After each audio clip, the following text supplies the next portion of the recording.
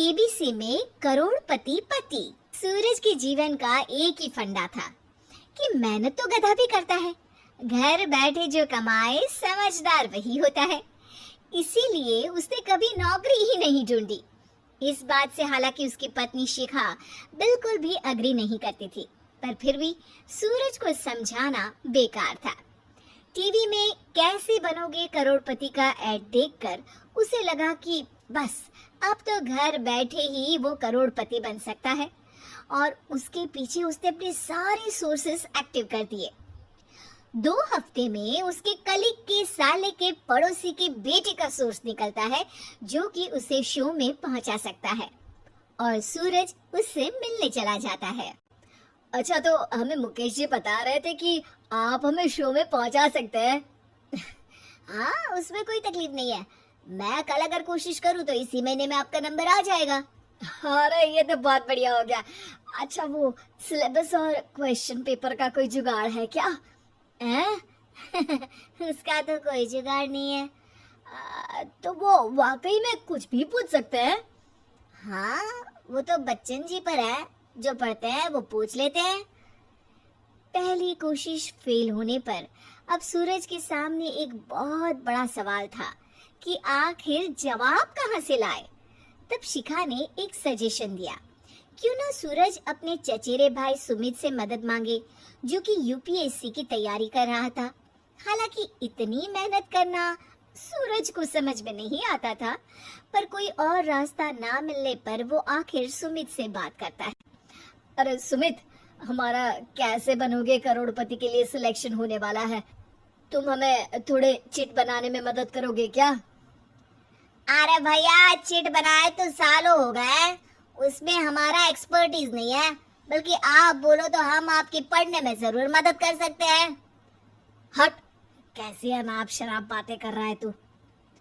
सूरज ने सुमित को मना तो कर दिया था, पर तैयारी करने के सिवाय कोई चारा उसे दिख भी नहीं रहा था, खासकर जब 12 के पेपर लीक करने के एक्सपर्ट शुक्ला जो भी हाथ जोड़ लेते हैं।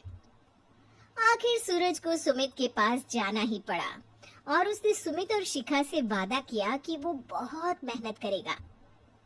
1 महीने की तैयारी के बाद फाइनल हुआ कि शो से 1 हफ्ते पहले एक ट्रायल खेला जाएगा, जहां पर सारे रिश्तेदार ऑडियंस की जगह पर होंगे और शिखा सवाल पूछेगी। दूर दराज से भी रिश्तेदार आकर हाजिर हो गए देखने कि आखिर कैसे बनेगा सुमित करोड़पति। सब कुछ सेट था, और इतने में सूरज आकर अपना स्पीच देता है। ये 1 महीना मेरे लिए आसान नहीं था, पर अपने भाई सुमित और अपनी पत्नी शिखा की मदद से मैं इतनी दूर पहुंच पाया हूँ। मेरे मम्मी पापा के आशीर्वाद ने भी बहुत साथ दिया है मेरा। मैं उम्मीद करता हूँ कि आज के शो में आप लोगों को बहुत मजा आएगा। साक्षी पहला सवाल पूछती है और पूरे कमरे में सन्नाटा छा जाता है।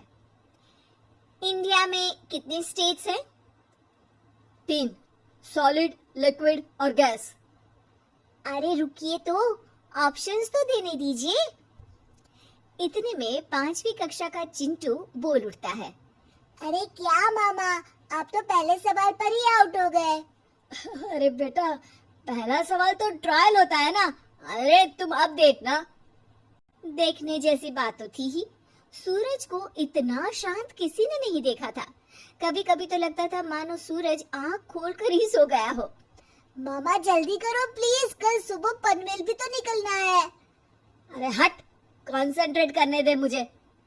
3 सवाल में 3 लाइफलाइन खत्म हो चुकी थी, और अब चौथे सवाल पर भी सूरज का मौन नहीं टूटा।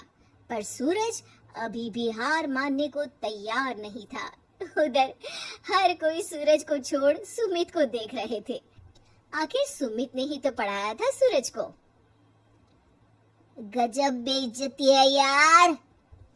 अरे बेटा, तो बाप का, दादा का, भाई का, सबका नाम बुड़वाएगा।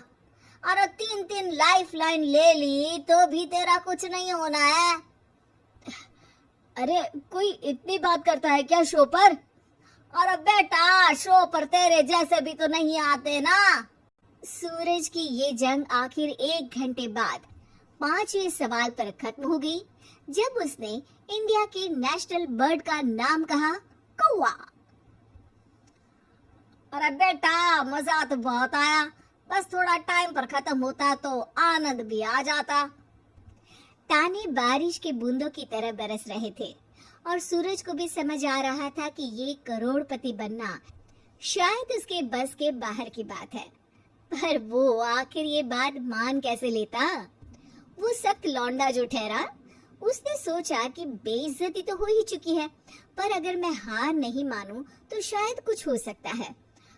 शिखा, तुम देखना, असली शो में आग लगा दूंगा, आग, करोड़पति बनूंगा मैं। हाँ, सब्जियां खत्म हो गई है घर पे, ले आओ, पहले पति बन जाओ फिर करोड़पति बनना।